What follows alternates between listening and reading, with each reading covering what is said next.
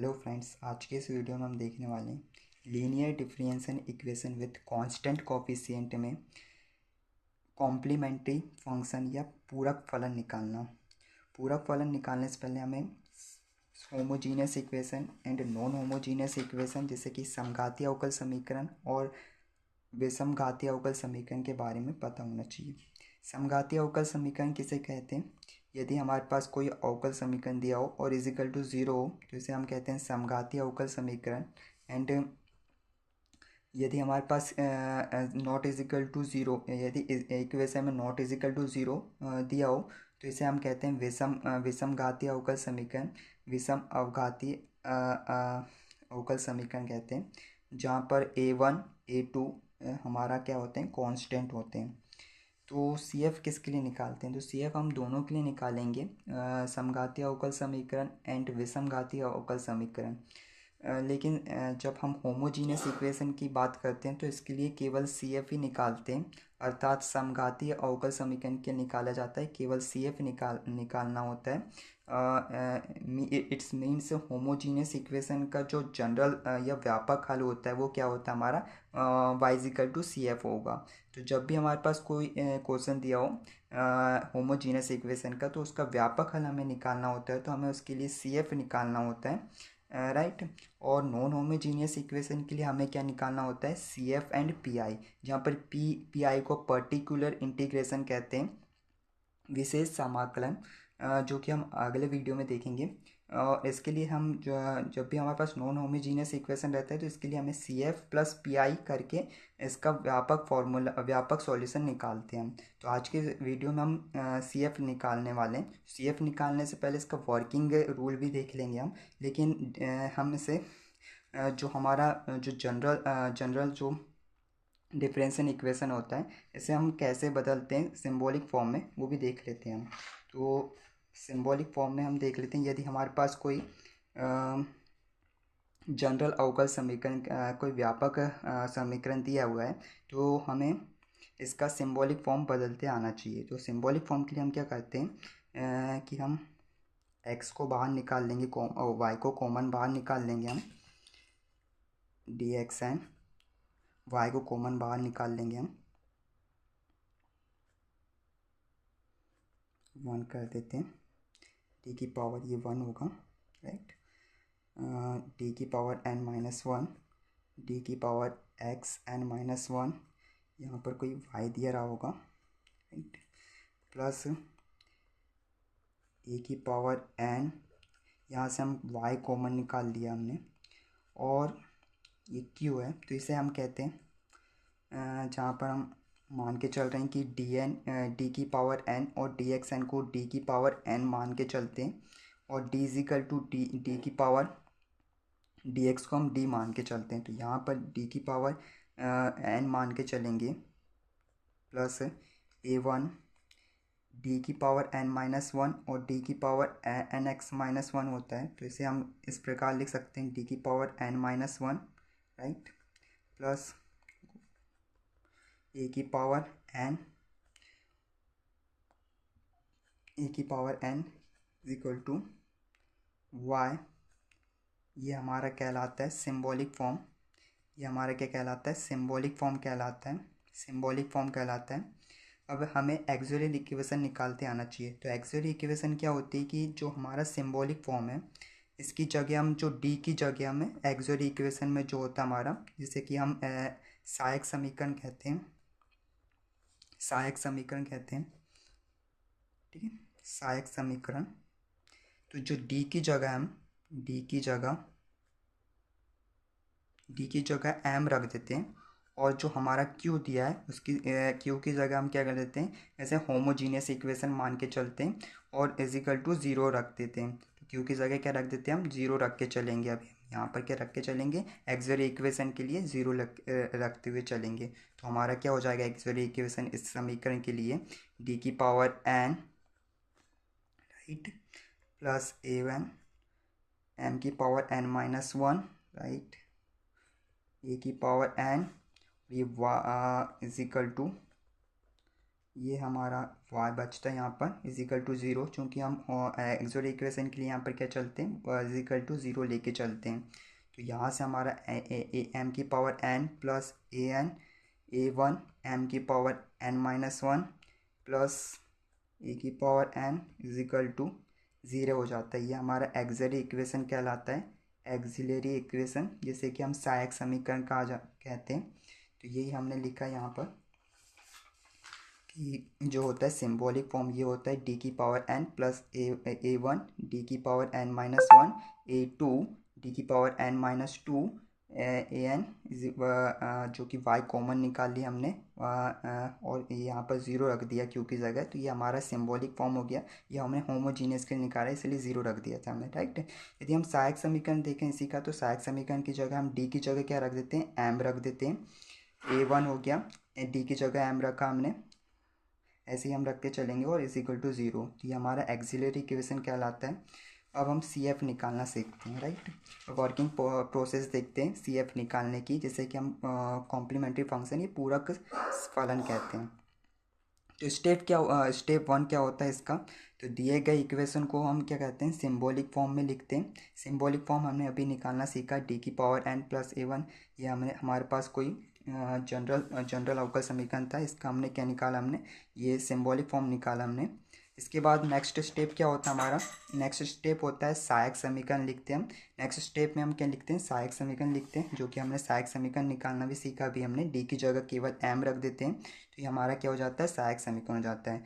Third step क्या होता है कि हम इस सहायक समीकरण को एम के लिए सॉल्व करते हैं, right. Solve auxiliary equation for M. तो एम के भिन्न भिन्न मान प्राप्त होते हैं हमें, जो कि एम के मान अलग अलग प्राप्त होंगे। तो इससे हमें कुछ केस प्राप्त होते हैं, जैसे कि केस वन प्राप्त होता है कि यदि हमारे पास जो जो एम के मान है हमारे रूट्स कहलाएंगे, या फिर हिंदी में मूल कहते हैं इसे, रूट्स या मूल कहते हैं इन्हें, राइट। यदि हमारे जो रूट हैं, रूट रियल एंड डिस्टिंक्ट, यानी कि रियल वास्तविक और भिन्न भिन्न प्राप्त हो रहे हैं, तो इस स्थिति में हमें क्या होगा, जैसे कि इस स्थिति में सी एफ जो होगा हमारा, जितने रूट्स प्राप्त होंगे उतने ही कांस्टेंट होंगे, राइट। याद रखना, जितने नोट से ये आप नोट करके लिख लें आप, जितने कांस्टेंट होंगे, जितने कांस्टेंट होंगे उतने ही रूट होंगे, या इसका उल्टा भी हम कह सकते हैं, जितने रूट होंगे उतने ही कांस्टेंट होंगे, राइट। इसका उल्टा कह सकते हैं कि जितने रूट होंगे उतने ही कांस्टेंट होंगे। तो इसका जैसे कि मान लिए दो रूट्स हैं, इसको हम इसका जो फॉर्मूला होता है सी वन ई की power M N X plus C two E की पावर एम टू एक्स। जैसे ये तीन रूट्स हैं, तो इसके लिए सी थ्री ई की पावर एम थ्री एक्स होगा, ये आगे तक की बढ़ेगा। इसके लिए हम एग्जाम्पल देखते हैं एक, जैसे कि हमारे पास एक एग्जांपल है डी की पावर, ये हमारे पास पहले सिंबॉलिक फॉर्म में दिया हुआ है क्वेश्चन हमारे पास, डी की power square minus three D plus two Y is equal to zero. तो ये सबसे पहले हमारा स्टेप क्या है हमारा, कि सिंबॉलिक फॉर्म में लिखना है। तो सिंबॉलिक फॉर्म में हमारा क्वेश्चन पहले से दिया हुआ है, तो हम इसके लिए क्या करते हैं, अब सहायक समीकरण लिखते हैं, ठीक है, राइट। सहायक समीकरण लिखेंगे हम। तो सहायक समीकरण लिखने के लिए हम कहते हैं एम की पावर टू प्लस ए वन, राइट, राइट। ए वन को ना लिखे हम, थ्री एम लिखते हैं, प्लस टू इजिकल टू क्या करते हैं हम, ज़ीरो। ये हमारा क्या होगा, सहायक समीकरण हो गया, एक्सिलरी इक्वेशन हो गई, राइट। ए ही हो गई हमारी एक्सिलरी इक्वेशन। एक्सिलरी इक्वेशन के बाद हम क्या करते हैं, third step solve for auxiliary equation M के मान के लिए हम क्या करते हैं, एक्सिलरी इक्वेशन को सॉल्व करते हैं। तो अब हम इसे गुणनखंड कर देते हैं, गुणनखंड कर देते हैं, राइट। गुणनखंड करेंगे तो हमें क्या प्राप्त होगा, एम प्लस माइनस कर दें, राइट, एम स्क्वायर माइनस का टू एम माइनस का M plus two is equal to zero, right. तो यहाँ से हमें क्या प्राप्त हुआ, एम कॉमन ले लें हम, तो एम कॉमन ले लें हम, तो एम माइनस टू प्राप्त होगा, M minus two, right, minus one equal to zero. यहाँ से हमें गुणनखंड क्या प्राप्त हुई है, M minus one equal to zero, और एम की वैल्यू हमारे पास आई one and two, right. M की वैल्यू कितनी है हमारे पास, M equal to one and two. यहाँ पर हम इसे एम वन मान के चलते हैं, और इसे हम m2 मान के चलते हैं, राइट। तो इसके लिए हमारे पास रूट्स कैसे आ रहे हैं, रूट्स आर रियल, चूँकि रियल है, वास्तविक है, एंड भिन्न है, ठीक है, डिस्टिंक्ट है, राइट। रियल या डिस्टिंक्ट है, ठीक है, भिन्न नहीं है। तो इसके लिए हमारा कॉम्प्लीमेंट्री फंक्शन जो होता है सी एफ, इसका फॉर्मूला जो होता था रूट्स आर रियल एंड भिन्न के लिए, तो इसके लिए जो सी एफ का फॉर्मूला होता था हमारा, हमने देखे थे अभी, C1 इजिकल टू ई की पावर mx, C2 ई की पावर m2x प्लस ये होता था फॉर्मूला। तो यहाँ पर हमारे पास दो ही रूट्स हैं, तो दो ही कांस्टेंट आएंगे, दो ही कांस्टेंट वैल्यू आएगी, ई की पावर mx आएगा प्लस C2 ई की पावर m2 की वैल्यू क्या है 2x होएगा। तो ये हमारा क्या हो जाएगा, इसका सॉल्यूशन हो जाएगा, राइट। ये हमारा क्या हो गया, इसका सॉल्यूशन हो गया, सी एफ की वैल्यू आ गई हमारी, और यही हमारा क्या होगा, इसका सॉल्यूशन। और इसी का C1 ई की पावर x प्लस C2 ई की पावर 2x कहेंगे। हमारा एक्सिलरी इक्वेशन हो गया। नेक्स्ट देखते हैं, नेक्स्ट केस क्या होता है कि जब हमारे रूट्स कैसे हों, रूट्स आर रियल प्राप्त हों, लेकिन वो कैसे हों, इक्वल हों। जैसे कि हमारे पास m1 m2 दो रूट्स प्राप्त हो रहे हैं, लेकिन वो दोनों कैसे हैं, m के बराबर, यानी कि दोनों क्या मान के चल रहे हैं, m मान के चल रहे हैं। तो इसके लिए जो फॉर्मूला होता है C1 प्लस C2x ई की पावर mx, ये आगे तक की बढ़ता है। तो हम इसे एग्जाम्पल में समझने का प्रयास करते हैं। जैसे कि हमारे पास एक क्वेश्चन दिया हुआ है जो कि सिंबॉलिक फॉर्म में दिया हुआ है, हमें सबसे पहले क्या करना पड़ता है, क्वेश्चन को सिंबॉलिक फॉर्म में कन्वर्ट करना पड़ता है, राइट। सिंबॉलिक फॉर्म में दिया हुआ है। सेकंड क्या होता है कि हमें इससे सहायक समीकरण निकालते हैं इसका। तो सहायक समीकरण देखते हैं हम। तो सहायक समीकरण हमारा क्या हो जाएगा, इसका एम स्क्वायर माइनस डी की जगह हम क्या रख देते हैं, एम रखते हैं, right. 4m plus 4 is equal to 0, right. तो ये हमारी इक्वेशन किसके समान आ रही है, क्योंकि हम जानते हैं इक्वेशन, हम जानते हैं कि एक सौ समीकरण ए स्क्वायर माइनस का 2ab plus B square is equal to A minus B का होल स्क्वायर, राइट। तो ये इसी के समान कुछ है। तो ये यहाँ से हमारे क्या लिख सकते हैं इसे, m माइनस का 2 का स्क्वायर, राइट, 0। तो यहाँ से हमारी जो m की वैल्यू प्राप्त होगी हमारी, m इज इक्वल टू दो रूट्स प्राप्त होंगे, 2 और 2 प्राप्त होंगे, राइट। दो रूट्स प्राप्त हो गए हमें। इसके रूट्स कैसे हैं हमारे पास, roots are equal and real है, right. Roots are equal and real है, तो तब हमारे पास सी एफ का फॉर्मूला क्या होता है, roots are equal and real. तो इसके लिए हमने अभी देखे, इसके लिए जो होगा हमारा सी एफ का फॉर्मूला C1 प्लस C2x, जो कि हमारे पास दो रूट्स प्राप्त हो, जो दो ही कांस्टेंट आएंगे, दो ही कांस्टेंट तक की हम वैल्यू लेंगे, ई की पावर mx, राइट। तो यहाँ पर हम वैल्यू रख देते हैं C1 प्लस C2x, ई m की वैल्यू क्या है, 2 है। तो ये हमारा सी एफ आ गया। और y इज इक्वल टू क्या होगा हमारा, इसका व्यापक सॉल्यूशन क्या हो जाएगा, इस समीकरण का व्यापक समीकरण, अतः अभिष्ट हल हम लिखेंगे यहाँ पर, अतः अभिष्ट हल y is equal to C F is equal to C1 plus C2x E की पावर 2x, ये हमारा क्या होगा, इसका सॉल्यूशन होगा। नेक्स्ट हम देखते हैं क्या, नेक्स्ट केस क्या होता है हमारे पास कि यदि हमारे पास जो रूट्स प्राप्त हो रहे हैं, रूट्स आर कैसे, हमारे रूट्स हमारे कैसे रियल हैं, सॉरी इमेजिनरी हैं, जब हम मूल हमारे कैसे काल्पनिक हैं। तो ऐसी कंडीशन में क्या होगा, यदि रूट्स हमारे पास कैसे हो रहे हैं, काल्पनिक या कॉम्प्लेक्स हो रहे हैं, जैसे कि कॉम्प्लेक्स इक्वेशन में जैसे अल्फ़ा प्लस आयोटा बीटा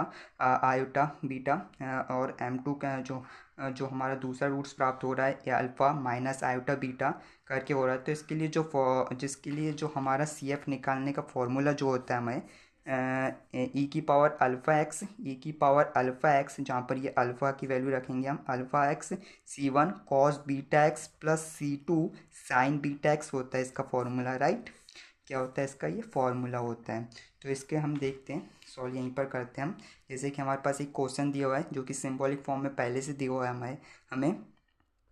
तो इसे हमें कैसे सॉल्व करेंगे, इसे सबसे पहले सहायक समीकरण लिखने पर, समीकरण का सहायक समीकरण लिखने पर, जैसे कि हम एक्सिलरी इक्वेशन कहते हैं, एक्सिलरी इक्वेशन, राइट। तो एक्सिलरी इक्वेशन के लिए हम क्या करते हैं, डी के जगह में हम क्या रख देते हैं, एम रख देते हैं, -3m + 2, और y को हम इधर ले जाएंगे तो 0 हो जाएगा, = 0 हो गया ये हमारा। तो यहाँ से हम इसके रूट्स निकालेंगे, जो ये हम गुणनखंड विधि से बहुत टफ होगा, इसे हम निकालते हैं श्रद्धाचार्य विधि से। तो जो हमारी m की वैल्यू क्या प्राप्त होगी, -b है, तो ये पहले से हमारे पास माइनस माइनस कितना हो जाएगा, प्लस हो जाएगा, b का स्क्वायर, राइट, ठीक है। -b यानी कि 3, ये हो गया 3 हो गया, -b होता है प्लस माइनस √ b² कितना हमारे पास 3, 9 है, राइट। लगभग क्वेश्चन हमारा गलत है, हम इसे सुधारने का प्रयास करते हैं पहले तो।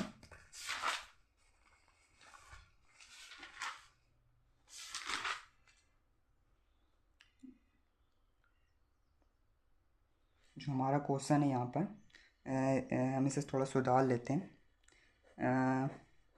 यहाँ पर हम क्वेश्चन लेते हैं, हम इसे समझने के लिए, इस क्वेश्चन को समझने के लिए हम क्वेश्चन ले रहे हैं, d² - d + 4 = y = 0, राइट। अब इसे हम सॉल्व करते हैं, जब जाके हमें इसमें रूट्स कैसे होंगे, हमें इमेजिनरी प्राप्त होंगे, इस क्वेश्चन के लिए इमेजिनरी रूट्स प्राप्त होंगे, और इसे समझते हैं। तो यहाँ पर क्या रखते हैं, m² - m + 4 = 0 प्राप्त होगा। ये सहायक समीकरण हमने लिख दिया ये, ठीक है। एक्सिलरी इक्वेशन हो गई हमारी। एक्सिलरी इक्वेशन के बाद हम क्या करते हैं, इसके रूट्स निकालते हैं। तो रूट्स निकालेंगे हम, कैसे निकालेंगे, श्रद्धाचार्य विधि से। m = क्या होता है, -b, तो ये कितना हो जाएगा, +1 हो जाएगा, ठीक है। -b, तो यहाँ पर पहले से माइनस है, प्लस माइनस √b², b² 1 है, राइट, b² 1 हो जाएगा। ये b की वैल्यू 1 प्राप्त होगी, ठीक है। b की वैल्यू कितनी होगी, हमें 1 प्राप्त होगी। माइनस b² - 4ac, 4 ए क्या है हमारा, ए की वैल्यू भी हमें क्या दी है, 1 दी है, ठीक है। ए और 4ac, और सी की वैल्यू 4 है, राइट, 4 हो गई है। तो यहाँ से अपॉन में 2 है, तो 2, और ए की वैल्यू 1 है, तो m = +1, ठीक है, प्लस माइनस √1 - 16, राइट, 2 हो गया। यहाँ से हमें क्या होगा, यहाँ से 1 प्राप्त होगा, प्लस माइनस √-15 होगा। इसे -15 को हम क्या लिख सकते हैं, अंडर के अंदर जब भी माइनस आता है तो उसे हम आयोटा लिख सकते हैं, राइट। तो m = 1 +1 plus minus √15 iota upon 2। यहाँ से हमें रूट्स प्राप्त होंगे, क्या रूट होंगे हमारे यहाँ से 1/2, राइट, 1/2 प्लस माइनस √15/2 आयोटा। तो ये हमारे पास कैसे हो रहे हैं, रूट हैं ये। यदि हम माइनस लेके चलेंगे तो m1 प्राप्त होगा, और प्लस लेके चलेंगे तो m2 प्राप्त होगा। तो इसके लिए हमें ये रूट्स कैसे प्राप्त हुई, हमें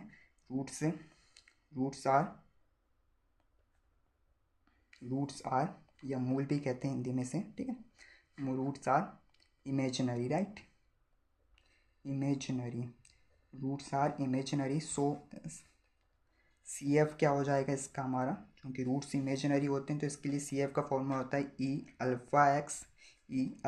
यहाँ पर जो इसकी कंपेयर करें हम किससे, m = alpha plus iota beta से, तो अल्फ़ा की वैल्यू ये 1/2 होगी, 1/2 होगी, और बीटा की वैल्यू √15/2 होगी, राइट। तो यहाँ से हमें क्या होगा, C1, ठीक है, कॉस बीटा की वैल्यू √15/2, राइट। यहाँ पर x होगा, प्लस हो जाएगा, राइट। C2 साइन बीटा की वैल्यू √15/2 x, राइट। तो ये हो गया हमारा क्या, इसका सॉल्यूशन। ये यहीं तक कि हमारा CF होते हैं, ठीक है। 3 केस होते हैं हमने देखे।